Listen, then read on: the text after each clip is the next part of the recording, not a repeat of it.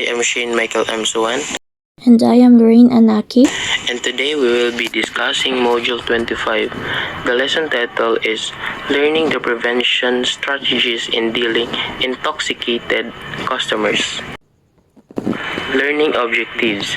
At the end of the lesson, you should be able to first determine the different levels of intoxication and second, apply appropriate procedures in assessing and handling intoxicated persons. So the main objectives of lesson 25 kay dapat balo mo kung unsa ang different level sa intoxication o unsaon pag-apply sa mga procedures or sa pag-handle sa mga intoxicated nga mga dealing with underage drinkers. It is a human nature for people who are under the legal age of drinking in any country who wants to consume alcohol, be it per group pressure, the right to fit in, the act of rebellion, or simply wanting to act older than you are every establishment that serves alcohol. At some stage, we'll need to deal with underage drinkers. Every country will have a designated age in which people are allowed to legally drink alcohol. This is set because the consumption of alcohol by minors is very dangerous. This is because they lack the experience of drinking alcohol. They may not be mature enough to handle themselves in drinking capacity.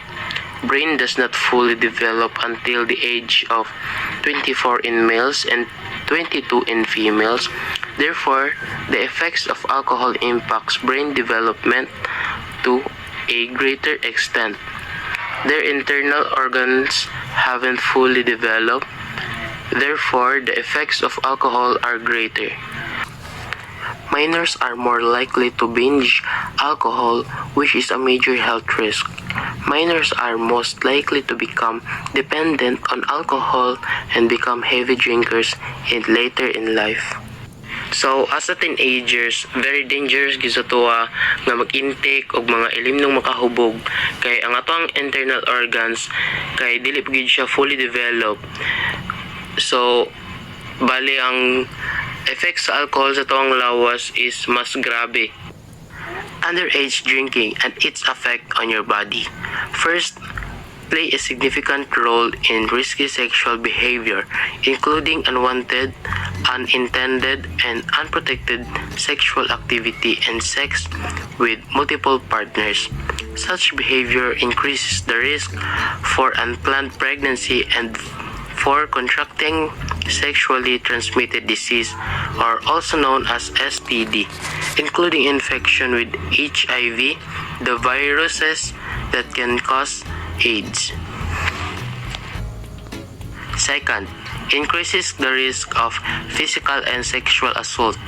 Third, is associated with academic failure. Fourth, is associated with illicit drug issue.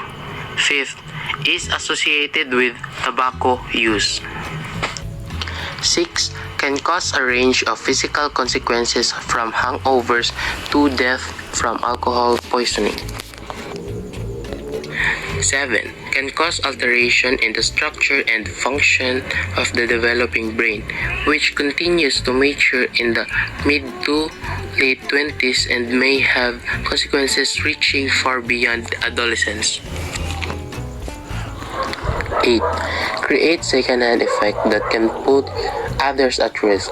Loud and unruly behavior, property destruction, unintentional injuries, violence, and even death because of underage alcohol use afflict innocent parties. For example, about 45% of people who died in crashes involving a drinking driver under the age of 21 are people other than the driver. Such second-hand effects often strike at random, making underage alcohol use truly everybody's problem. 9. In conjunction with pregnancy, may result in fetal alcohol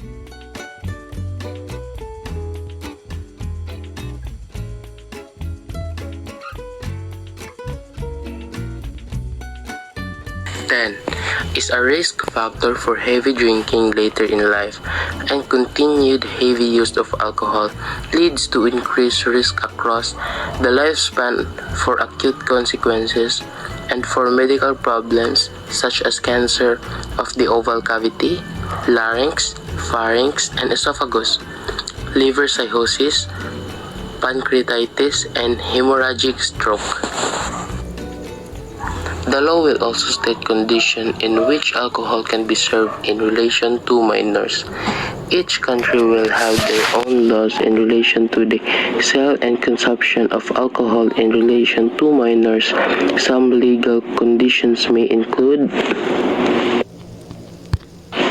So if we take a look away further about underage drinking and its effect on your body kay ang atong mabasa diri puro siya negative nga effects sa atong body, wala gyud positive nga atong mabasa about ani pag inom sa atong edad nga mga minor pa ta. So sawan pa lang ato makita nga ang pag inom maka-cause og STD, HIV and AIDS. You may ask why nganong makakuha tag STD and HIV og AIDS aning inom nga anong makakuha man mi ana nga inom ra man mi. So kabantay mo na guys nga if daghan ninyo na inom kay hubog na mo. So if na may kauban nga kaning example ikaw lalaki na tig-inom sa babae nga random or kaning barkada sa barkada wa ka kaila ato nya nakahimo mo og mga butang nga dapat dili unta ninyo mahimo kay hubog naman mo kay wala naman mo sa inyo ang panimot, so nabuhat to ninyo. Unya if ikadaghan mo nakainom, unya ikadaghan mo naka-encounter og mga random nga mga example og ikaw lagi lalaki, random nga mga babae unya mahubog mo, maka-decide din mo himo og mga butang nga mga dili unta dapat mo na ang STD ug HIV diha na din mugawas kay ang kani sila nga mga sakit makuha ni man siya sa mga multiple partners nga during sa inyong sexual behaviors. And dili lang kana ang pinakalala nga maka-cause sa underage drinking sa inyong lawas kay it can leads you to death. You may ask why. Because underage drinking can cause a range physical consequences from hangovers to death from alcohol poisoning. O dili lang kana ang underage drinking kay dili lang ni siya makakause sa imong body but also makakause ni siya sa imong academic failure. Kay kabantay mo ana if naadig na mo sa pag-inom-inom murag mas pilion ninyo mag-inom-inom kaysa mag-eskwela og tarong. First, alcohol cannot be sold to a person under the legal drinking age.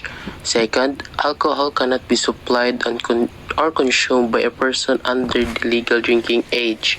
Third, proof of age must be checked if a person looks under 25 years old of age. Fourth, minors may be able to be on a premises that supplies alcohol if they are in the company of a responsible adult, are eating a meal, work on the premises and duties that do not involve the sale of alcohol. Fifth, some venues may allow a minor to have an alcoholic drink if they are having a meal or with a spouse, parent, or guardian. 6. Food containing alcohol may be consumed if below a certain percentage of the entire meal. 7. Minors may not be allowed into areas where their primary product sold is alcohol, including bars and nightclubs. How then do we prevent underage drinking? Here are some strategies. Checking upon entry. Many establishments may have staff located at the door to ensure minors are not granted access where they are not required to be. This check is also helpful in identifying intoxicated person who may have entered the venue and allows the matter to be solved immediately. Requesting and checking identification. This may include photographic driver's license, passport, proof of age card, and identification booklet. Handling fake identification. If you think that a person has give you a fake identification, it is good practice to refuse the person entry, keep the identification, give the identification to the relevant authorities. Observe drinkers. In many establishments, minors are not allowed into a wide variety of food and beverage outlet that serves both food and or beverage. Staff should observe people who are drinking alcohol. In some cases, adults may have purchased these drinks on their behalf. Legalities of the sale of alcoholic beverages. Licensing law is a set of legal rules governing the sale of alcohol in the given jurisdiction. Most countries have restrictions on who can buy alcohol. We also have restrictions on who can do the selling. In order to sell alcohol, you may have to obtain a permit or a license. This license may simply permit you to sell alcohol. 1. In which area of the establishment it may be sold. Number 2. What may be sold for consumption within the establishment or to be taken off the premises. 3. At what times sale can be made if alcohol is allowed to be brought into the venue for consumption. So in most countries, naay-limit kung kinsa ang makapalit sa alcohol o kinsa ang magbaligya. Para nga makabaligya ka, dapat magkuha ka og permit or license para makabaligya na ka og mga makahubog nga ilimnon. Establish policies and procedures. Establish house rules, place appropriate signs in place. Training staff management may need to ensure the following. Correct types of staff including security. Number 2. Correct number of staffs. Number 3. Correct age of staff serving alcohol. Staff may be required to undertake responsible service of alcohol courses. 2. Gain certification in specific courses. 3. Attend regular staff meeting to discuss RSA issues. Number 4. Understand their responsibilities. Number 5. Be properly trained and consistently apply for training. Number 6. Knowledge of RSA in workplace. If you may ask kung unsa ang RSA, it is a grant of company stock in which recipients' rights in the stock are restricted until the shares vest. This is guaranteed to any company service provider. Documentation of systems. Number 1. Training and training records. It is good practice for employers to show how the staff have been made aware of the laws through training and by asking staff to sign to show how they understood these laws or to set an exam to prove their understanding. Documentation of systems. Number 1. Training and training records. It is good practice for employers to show how the staff have been made aware of the laws through training and by asking staff to sign to show they have understood these laws or to set an exam to prove their understanding. So as an employee, kinahanglan nato mag-take og training kay para makabalo ta sa laws and regulations with that specific establishment. Tapos, para pod nga makabalo ta kung asa ra gyud tama natong natun-an. Number 2, incident diary. It is good to record any incidents that happen such as arguments or fight. So any problems can be identified or prevent them from occurring again. It also gives an accurate picture for company communication and passing on to any authorities that may need details. So, dili gyud nato makuan nga importante gyud nga naatay CCTV in every establishments. Kay para kung unsa may mahitabo in any day, naatay proof nga or evidence nga nahitabo to siya nga incident. And also, you can record man pod sa imong phone kung witness gyud ka adto nga panghitabo. Number 3, refusals book. It is book where you record when you have to refuse service because customers are underage, drunk, or etc. This record book is then signed by the manager and shows you are abiding the rules. It also helps to build a picture of any problem patterns. So in this book, diri na makita tong mga customers nga wala nimo gi take ang service kay underage siya or hubog or kanang unsa pa may gakuan nga dili mag-set sa standard nga kuanan nimo siya og service. Record incidents.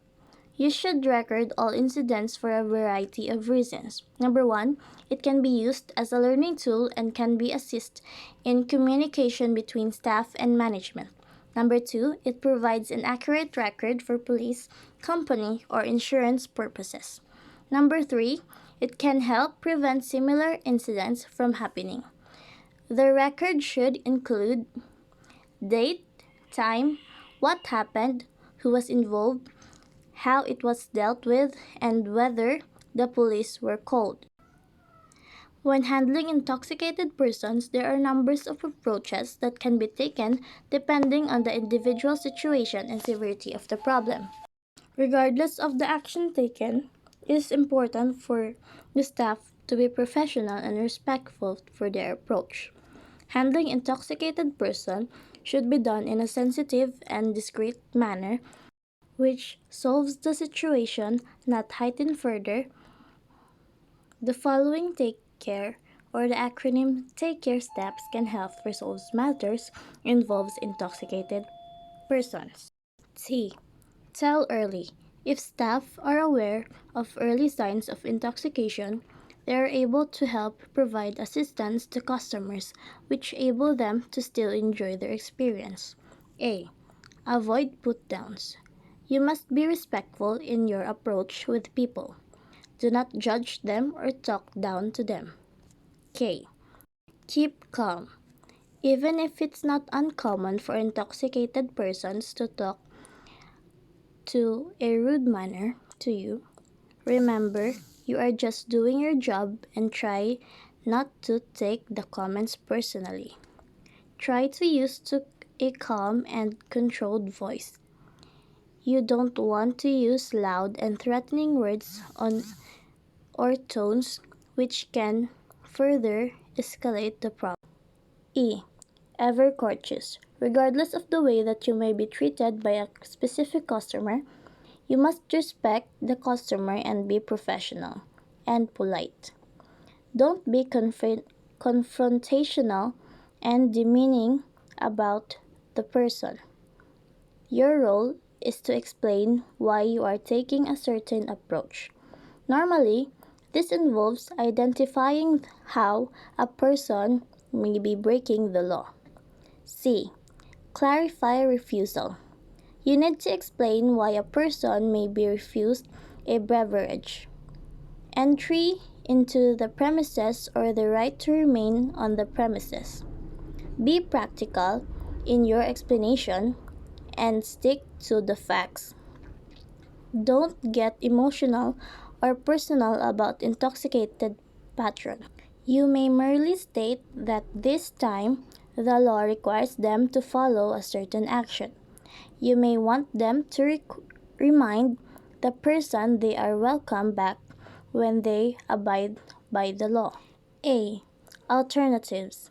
If handled in a prompt manner, a staff member will be able to provide and explain a range of alternatives including switching to soft drinks or eating a meal, which will allow the customer to remain on the premises. At least you have placed some responsibility back in the customer's hands in relation to their actions. R. Report. Ensure other people are aware of what is happening. For legal reasons, you may be required to keep a written record or events as they happened and the approach taken. E. For echo. You may wish to notify a friend or the intoxicated person why certain action is taken place. They may be in a more controlled state and understand the situation more clearly. They can also become an ally when dealing with intoxicated person. If the customer is irregular, you may wish to explain your actions and the reasons is when they next return. The of mind to avoid a reoccurrence.